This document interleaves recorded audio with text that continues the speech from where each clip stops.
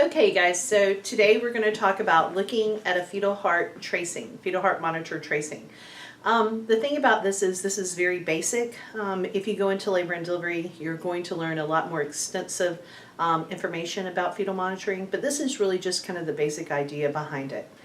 So there's three distinct things that you're going to look at when you're looking at a fetal monitoring strip. The first thing is you're going to evaluate the fetal heart tones, or the baby's heart rate.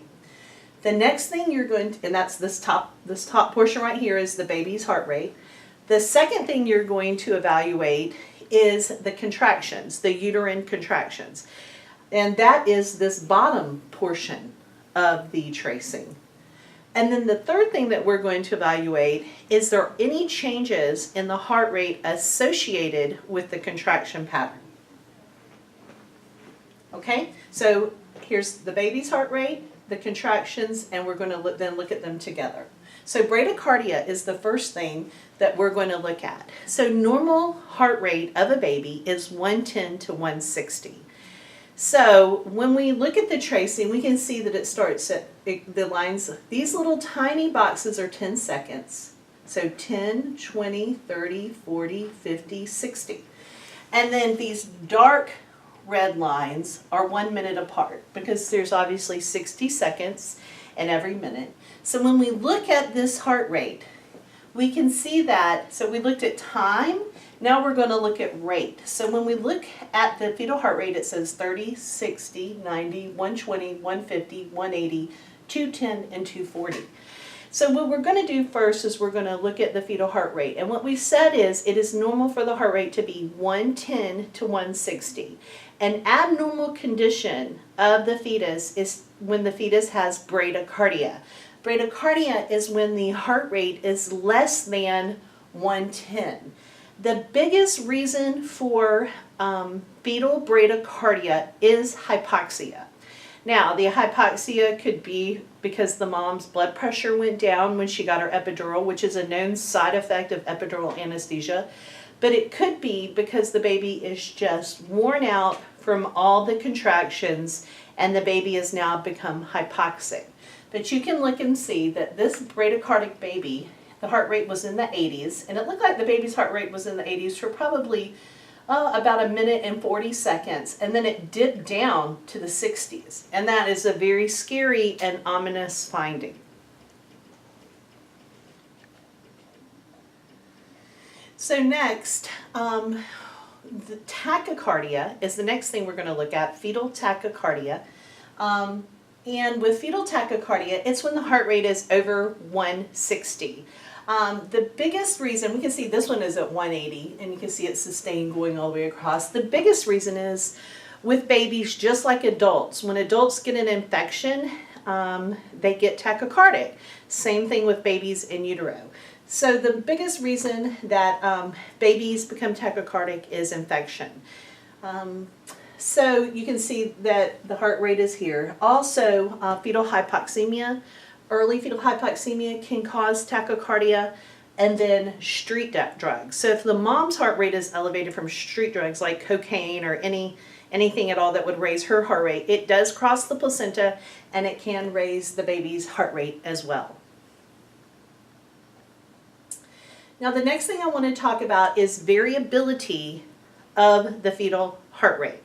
So I talk about a Glasgow Coma Scale a lot, and you guys know about a Glasgow Coma Scale. When someone has no brain activity, they have no stimulus to response, they're pretty much in a coma. We don't know if they're going to come out of it. We don't know if they have brain damage, what's going on, but we know that their heart rate, their brain is not talking to their heart rate. So I just want you to kind of think about that when we talk about absent variability. So you can see variability is really the waviness of the fetal heart tracing. And you can see on this first one, it's undetected. And what undetected variability means is that there's no brain activity influencing the fetal heart rate. So the fetal heart rate is going to stay the same all the way across. In this instance, it's at 140. So you can see it's 140, 140, 140, 140. The heart rate does not vary at all. The next one I want to talk about is and so this is a very ominous finding. When it's undetected, this is very ominous. We're pretty sure that we have a baby that sustains some brain damage, usually from hypoxia. The next one I want to talk about is moderate variability.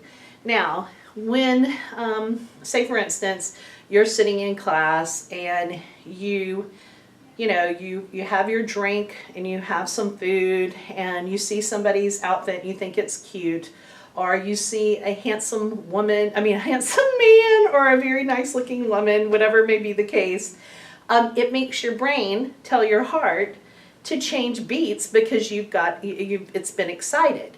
So moderate variability is really what we want to see. This is like the most optimal thing, is when the heart rate fluctuates from beat to beat, 6 to 25 beats per minute.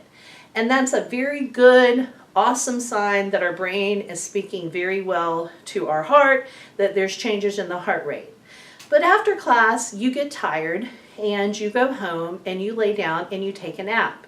You certainly don't have that brain to heart rate change stimulus that you had when you're in class because you're sleeping. And so with minimal variability, this is from undetected to less than 5 beats per minute.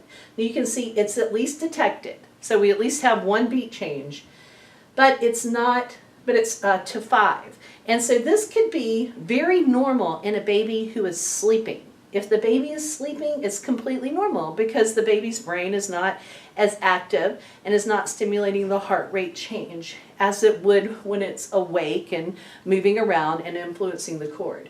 So if you have minimal variability 20 minutes out of every hour, that is a very normal finding.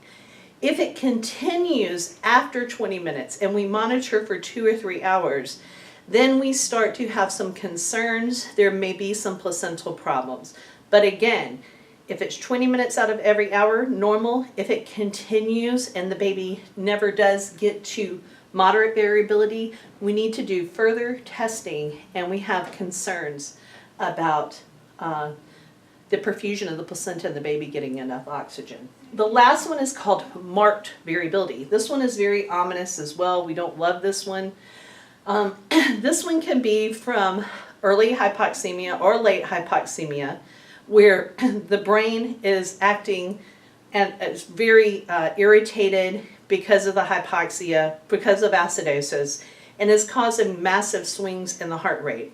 Also, another thing with this could be drug withdrawal. Unfortunately, many people use street drugs, prescriptive drugs during pregnancy, and the baby could either be responding to withdrawal, just like any other person who is withdrawing. We know that when you withdraw abruptly, you can have seizures, and that's what it would look like in an adult. You would have a lot of change in the brain activity, which would correspond to changes in the heart activity.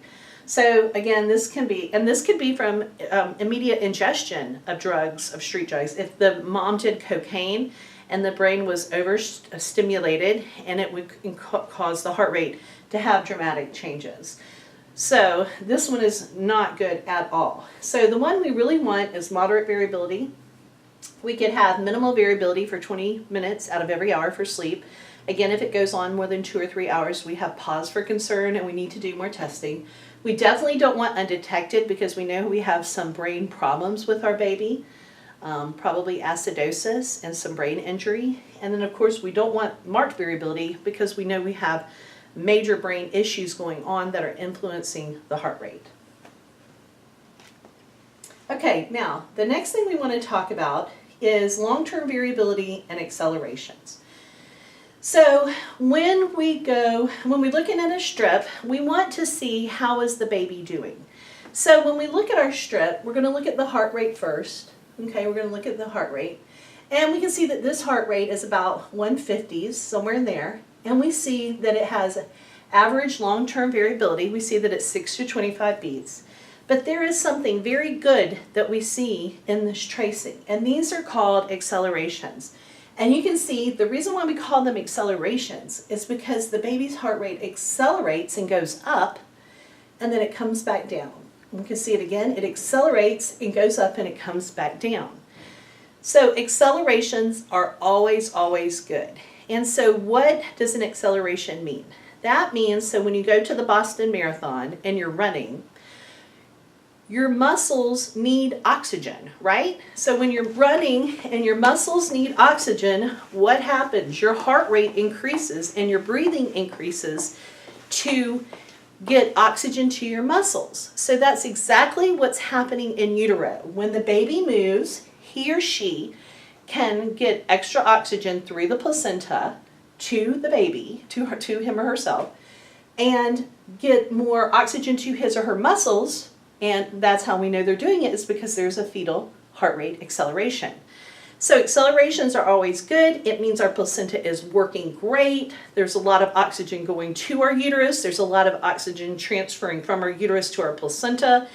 And there's a lot of oxygen going from the placenta to the baby. So accelerations are always, always good. In order for it to be deemed an acceleration, it's measurable. Of course, everything has outcome measurement. And so to be deemed an acceleration after 32 weeks, the heart rate has to go up for 15 beats and last for 15 seconds. So this one does go up for 15 beats and last for 15 seconds, and so does this one. So when we're looking at this, we're saying that there's good variability, there's accelerations. We also can call this a non-stress test. Now, we're not going to look at these contractions. A non-stress test, so what is stress? So stress is when the uterus contracts, and when the uterus contracts, it squeezes shut the arterioles that supply the placenta to the gap, supplies oxygen to the gap that goes to the placenta. So each time there's a contraction, there is less oxygen available. That's why a contraction is deemed stress. So a non-stress test is when we just put we put the mom on the monitor, we listen to the fetal heart rate, and she's usually not contracting, and we see if there's 2 accelerations in a 10 to 20 minute time frame. If there is 2 accelerations in a 10 to 20 minute time frame, we know that is very good, and that is called a reactive non-stress test. Reactive because the heart rate reacts, non-stress because we do it without contractions test. So that is a great sign of fetal well-being, a reactive non-stress test. So a non-reactive non-stress test would be when you don't have those 2 accelerations in a 10 to 20 minute time frame. So non-reactive, you don't have the accelerations, non-stress test without contractions.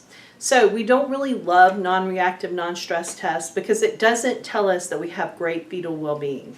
We want our baby to be moving around and picking his or her heart rate up.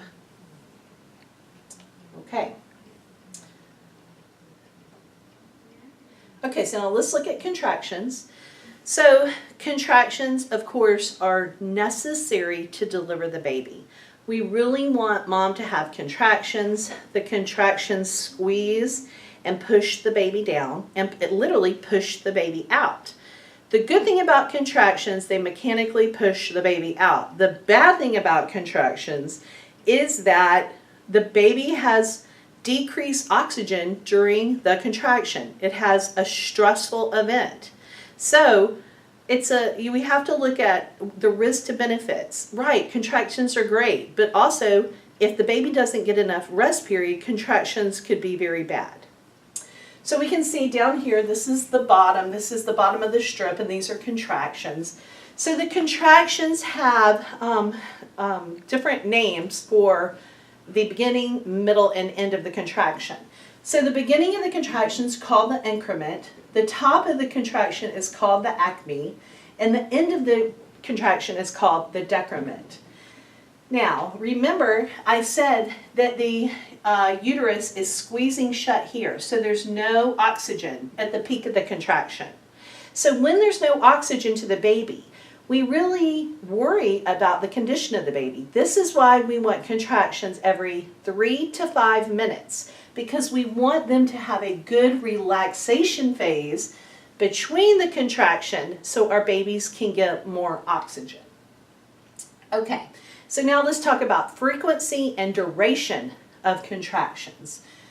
So when you come to class, your frequency of coming to class is when you come to class, you come every Friday.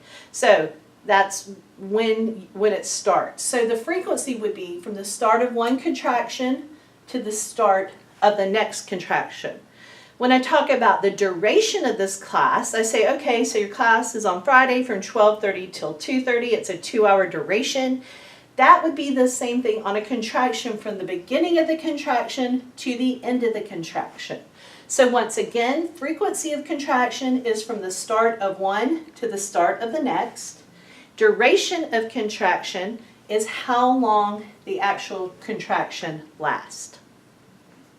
So I want you to look at the physiology of the contraction, and you can see this is blood flow. So again, a contraction is good because it pushes the baby out, but it can be very bad if we have too many of them because our baby can get